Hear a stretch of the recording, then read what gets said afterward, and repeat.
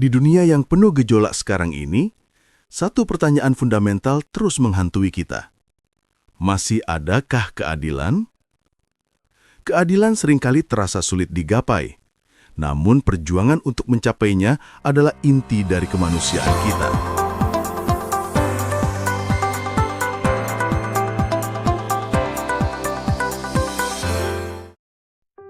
Di sebuah kota kecil bernama Surya Loka, hidup seorang hakim tua bernama Hakim Surya Dharma. Orang-orang menjulukinya Sang Penimbang Cahaya, karena katanya setiap keputusan yang ia buat selalu membawa terang, meski kasusnya paling rumit sekalipun.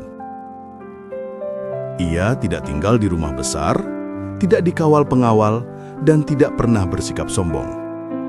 Setiap pagi, ia berjalan kaki ke pengadilan sambil membawa buku catatannya yang sudah lusuh dan menyapa setiap orang di jalan, dari pedagang sayur, tukang becak, hingga anak-anak sekolah. Suatu hari, sebuah kasus besar mengguncang Surya Loka. Seorang pemuda miskin bernama Raka dituduh mencuri kalung emas dari rumah saudagar kaya, Tuan Darmawan. Saksi mata mengaku melihat Raka keluar dari halaman rumah dengan kalung di tangan. Kalung itu pun ditemukan di rumahnya, tersembunyi di bawah tikar. Bagi banyak orang, kasus itu sudah jelas. Raka bersalah. Namun bagi Hakim Surya, kebenaran tidak pernah sesederhana itu. Ruang sidang hari itu penuh sesak. Warga ingin melihat bagaimana sang hakim memutuskan perkara ini. Hakim Surya menatap Raka dengan pandangan lembut. "Raka," katanya perlahan, "apakah benar kau mencuri kalung itu?" Raka menggigit bibir, matanya berkaca-kaca. "Tidak, Yang Mulia, aku tidak mencuri. Tapi aku tahu kalung itu ada di rumahku." Semua orang mulai berbisik. Aneh, bagaimana bisa dia tahu tapi tidak mencuri? Tuan Darmawan berdiri dengan suara keras. "Yang Mulia, ini sudah jelas. Pemuda ini sering berkeliaran di sekitar rumahku. Aku yakin dia pencurinya." Hakim Surya menenangkan suasana. "Baiklah, aku tidak akan memutuskan apapun hari ini. Aku ingin menyelidiki sesuatu dulu." Keesokan harinya, Hakim Surya tidak pergi ke kantornya. Ia malah berjalan ke pasar, lalu ke gang kecil tempat Raka tinggal. Ia berbicara dengan tetangga, dengan anak-anak yang bermain di sekitar sana, dan bahkan dengan ibu Raka yang bekerja sebagai penjahit. Dari mereka, ia mendengar satu hal menarik.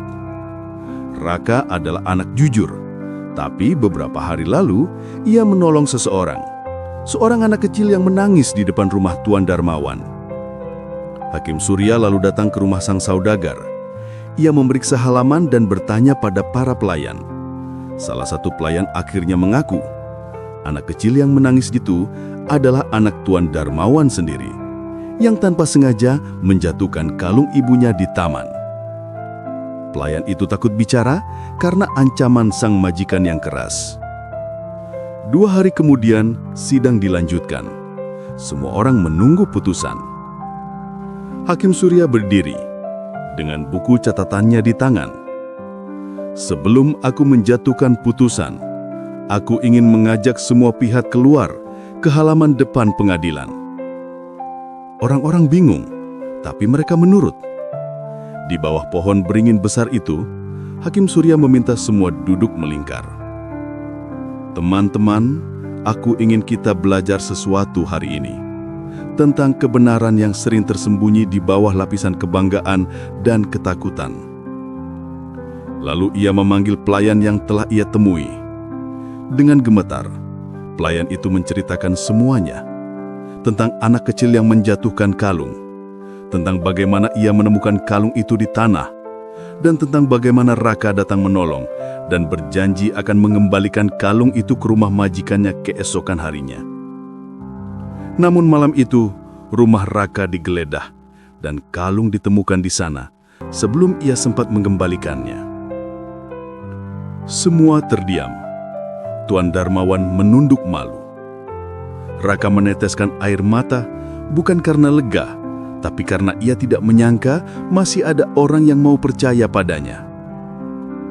Hakim Surya lalu menutup bukunya perlahan. "Tidak ada pencuri di sini," katanya tenang. "Yang ada hanya seorang anak yang jujur dan seorang saudagar yang terlalu cepat menuduh." Ia menatap Tuan Darmawan. Ketika orang kaya menghilangkan barang, ia menghilangkan benda. Tapi ketika orang miskin menghilangkan kepercayaan, ia menghilangkan segalanya. Setelah itu, Hakim Surya menatap kerumunan. Kejujuran sering tak terdengar karena dunia lebih suka teriakan orang yang berkuasa. Tapi kebenaran akan selalu menemukan jalannya, meski harus lewat akar beringin dan hati nurani manusia. Setelah itu, ia memutuskan bahwa Raka bebas dari semua tuduhan dan meminta Tuan Darmawan memohon maaf di depan umum. Tak ada yang bersorak, hanya keheningan dan mungkin rasa hormat yang dalam terhadap sang hakim tua yang menolak menutup mata demi kenyamanan atau status. Beberapa tahun kemudian, Raka menjadi seorang pengacara.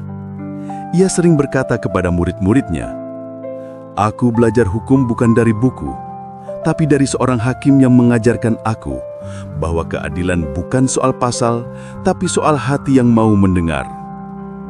Sementara itu, Hakim Surya menghabiskan masa tuanya di rumah sederhana, di bawah pohon beringin yang sama, membaca buku dan mendengarkan angin. Konon, setiap kali angin berhembus melewati daun-daun beringin itu, orang-orang berkata, "Lihat, itu suara sang penimbang cahaya yang masih menjaga keadilan Surya Loka." Memang benar, keadilan seringkali terasa sulit untuk digapai. Namun perjuangan untuk mencapainya adalah inti dari kemanusiaan kita.